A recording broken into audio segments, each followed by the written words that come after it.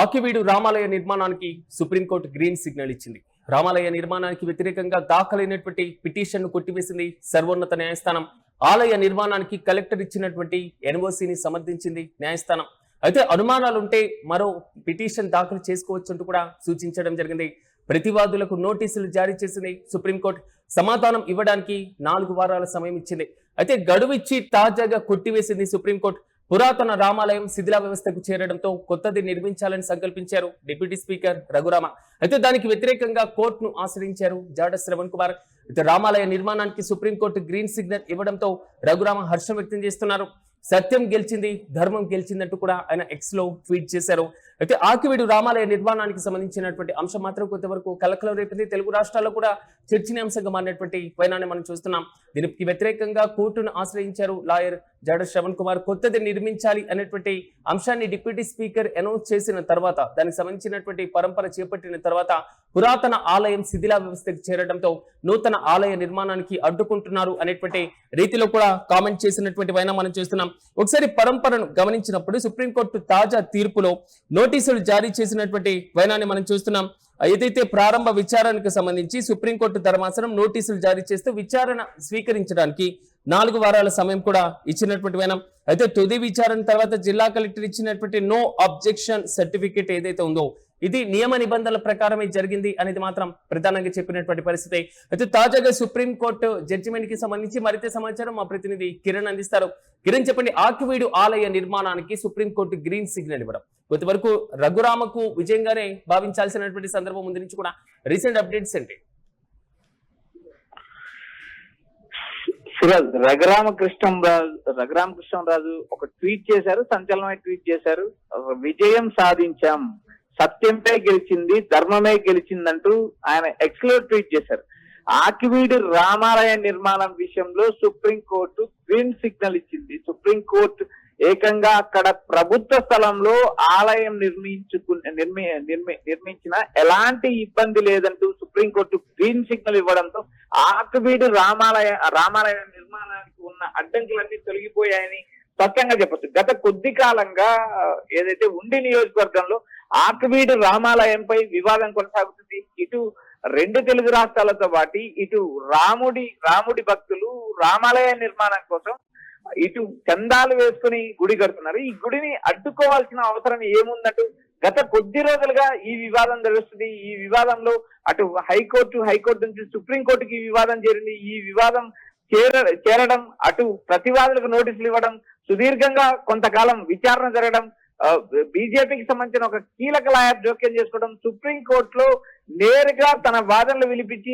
Akividu రామాలయానికి green signal రావడం జరిగింది. జిల్లా కలెక్టర్ ఇచ్చిన ఎన్ఓసిని కూడా కోర్టు సమర్థించింది.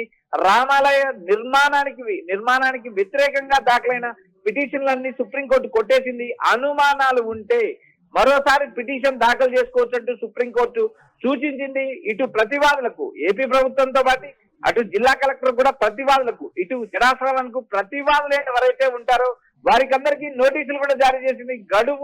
సమాధానం ఇవ్వడానికి 4 వారాలు గడువు ఇచ్చింది సుప్రీంకోర్టు.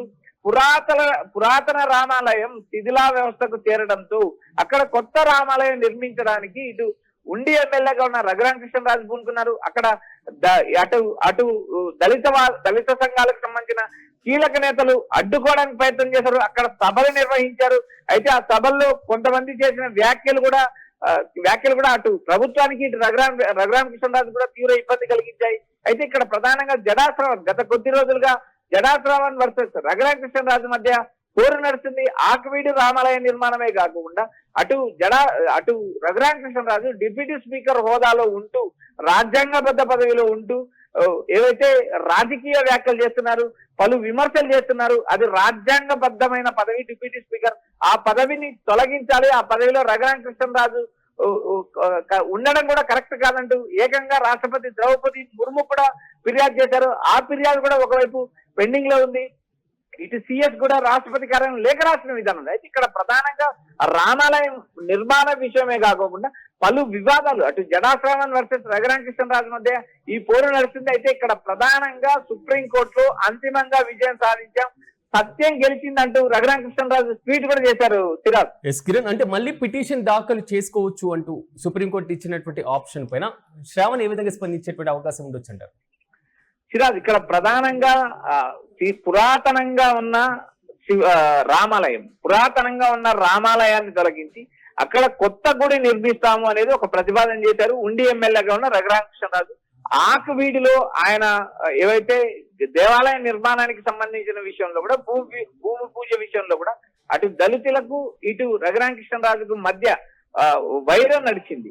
ఒకానొక సమయంలో రఘురామకృష్ణరాజును ఆ గ్రామంలో అడ్డుకున్న పరిస్థితి, అక్కడ రామాలయం నిర్మించకూడదంటూ నిరసన వ్యక్తం చేసిన పరిస్థితి. అయితే వీటిని అన్నిటిపైన కూడా నేరుగా జడాశ్రావణ్ జోక్యం చేసుకోవడం, వీరిద్దరి మధ్య రామాలయ నిర్మాణం వ్యవహారం పక్కకి వెళ్ళి నేరుగా ఒకరికొకరు విమర్శలు చేసుకునే పరిస్థితులు వచ్చాయి. ఒకరిపైన ఒకరు ట్వీట్లు పెట్టడం, ఒకరి మీద ఒకరు ఏవైతే సోషల్ మీడియాలో మాట్లాడటం, ఆ వీడియోలను పోస్ట్ చేయడం లాంటి పరిస్థితులు ఏర్పడ్డాయి. అయితే అక్కడ రామాలయం నిర్మించడం వల్ల ఎవరికి ఎలాంటి నష్టం లేదు అనే అంశం సుప్రీంకోర్టు స్పష్టం చేసింది.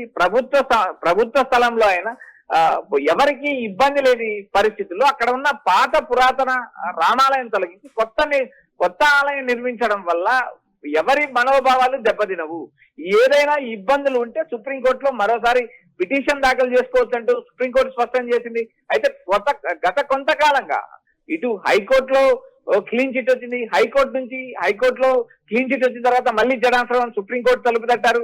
అక్కడ సుప్రీంకోర్టులో కూడా కీలక వాదనలు జరిగాయి. ఇక్కడ ప్రధానంగా ప్రజలకు ఎలాంటి ఇబ్బంది లేనప్పుడు ఇక్కడ రామాలయం నిర్మించడం వల్ల వచ్చే నష్టం ఏంటి అనే కోణంలో సుప్రీంకోర్టు నిర్ణయం తీసుకున్నట్టు కూడా మనకు సమాచారం అనిపిస్తుంది. ఎట్టకేలకు ఇటు ఆకువీడి రామాలయానికి సంబంధించిన ఇబ్బందులు తొలగిపోయాయి. అయితే దీనిపైన జడాశ్రవణ్ కూడా స్పందించాల్సిన పరిస్థితి ఉంది. ఇప్పటి వరకైతే జడాశ్రవణ్ స్పందించలేదు. కోర్టు తీర్పు కాపీ చూసిన తర్వాత ఆయన స్పందించే అవకాశం ఉంది. ప్రస్తుతం మనకు అందుతున్న సమాచారం ప్రకారం సుప్రీంకోర్టు ఆకువీడిలో రామాలయం నిర్మించుకోవడానికి ఈ గ్రీన్ సిగ్నల్ ఇచ్చింది. ఏదైతే రామ భక్తుల మనోభావాలను గౌరవించి కోర్టు అంతిమంగా సత్యం ఏ పక్క ఉంటే ఆ పక్కే విజయం వరిస్తుంది. కాదంటే కొంతకాలం లేట్ అవ్వచ్చు, కొంత వివాదాలు నడవచ్చు, కొంత ఇబ్బంది పడవచ్చు తప్పితే అంతిమంగా సుప్రీంకోర్టులో విజయం సాధించాం, సత్యం గెలిచిందంటూ రఘురామకృష్ణరాజు ట్వీట్ చేశారు. అయితే రఘురామకృష్ణరాజు ట్వీట్ తర్వాత ఇటు జడాశ్రవణ్ ఏం స్పందిస్తారనేది వేచి చూడాలి. ప్రస్తుతం మనకు అందుతున్న సమాచారం ప్రకారం సుప్రీంకోర్టులో రామాలయం నిర్మించడానికి గ్రీన్ సిగ్నల్ వచ్చింది. కలెక్టర్ ఇచ్చిన ఎన్ఓసిని కూడా కోర్టు సమర్థించింది.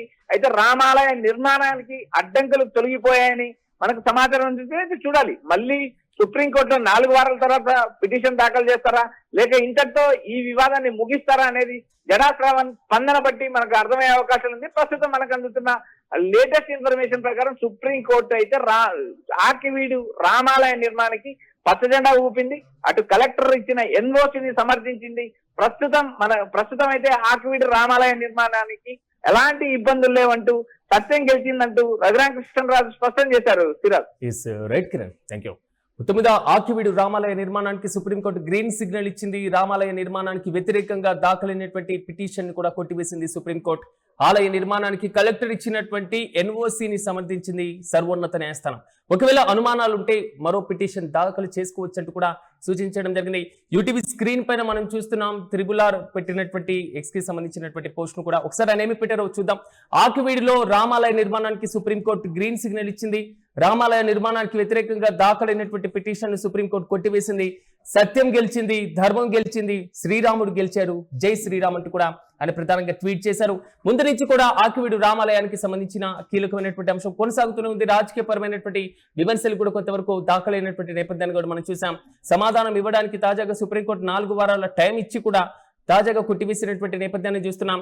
పురాతన రామాలయ శిథిలా వ్యవస్థకు చేరడంతో కొత్తది నిర్మించాలంటూ కూడా డిప్యూటీ స్పీకర్ సంకల్పించడం, దానికి వ్యతిరేకంగా కోర్టును ఆశ్రయించారు లాయర్ జడాశ్రవణ్. అయితే రామాలయ నిర్మాణానికి సుప్రీంకోర్టు తాజాగా గ్రీన్ సిగ్నల్ ఇవ్వడం పైన శ్రావణ్ ఏ విధంగా స్పందించబోతున్నారు, ఆ నెక్స్ట్ స్టెప్ ఏ విధంగా తీసుకోబోతున్నారు, ఆకివీడు ప్రజలు ముందు నుంచి డిమాండ్ చేస్తున్నటువంటి రామాలయ నిర్మాణానికి ఎట్టవేలకు పూర్తి స్థాయిలో మాత్రం గ్రీన్ సిగ్నల్ వచ్చినట్లు తెలుస్తుంది. సుప్రీంకోర్టులో దాఖలు చేసినటువంటి పిటిషన్ కూడా సర్వోన్నత న్యాయస్థానం కొట్టివేసింది.